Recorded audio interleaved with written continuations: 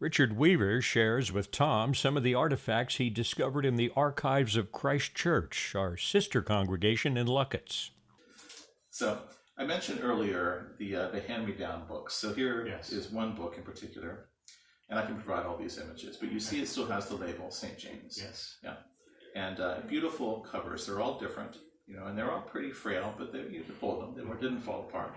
But I pulled them out of the attic. They've been baking up there for decades.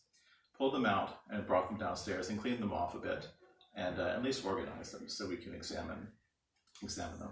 So, of course, there's the history of the church, and there's the history of the people, right, and what the people were like. So what I enjoyed during the course of my research was to examine all of these old books. And within the books, I found some things that I thought were very charming.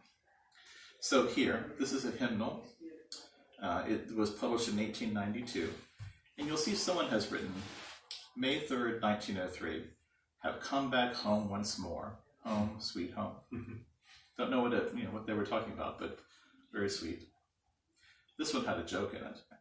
So this is a Book of Common Prayer, also published in 1892. And you'll see it's labeled Christ Church, Goresville. And the inscription says, why do most farmers paint the walls of their chicken houses? To keep the chickens from getting the grain out of the wood. Someone thought that'd be a good thing to put inside the Book of Common Prayer.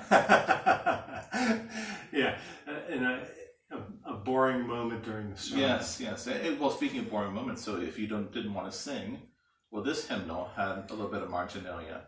It was a drawing called Toasting Marshmallows. Looks like a child's drawing. Yes, and there's the name, perhaps this child, Howard Graham Jr. and Maggie Jennings. They might have been the artist who drew the toasting of marshmallows inside the hymnal. So they signed it. Yes, they signed it. Wow. Yeah, they signed it. But there's other, sort of things that were in there. But these are three of my favorites. And then this cover of the book here.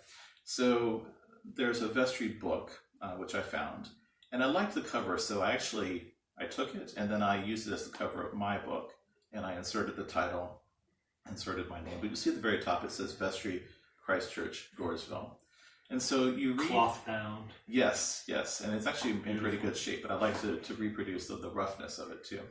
So I excerpted portions of the vestry book, and as a rector, then you might appreciate some of this. So part of the discussion was around maintaining the rectory in Luckett's. So there's a one next door to the church, and this is dated December 22nd, 1934. $33.87 was paid to J.T. Hauser for fixing the hen house at the rectory. Uh-huh. So it wasn't just the building; it was the other pieces you needed to. A little domestic food production. That's right. Thank you for watching, and please tune in tomorrow for our next episode of St. Peter's 150.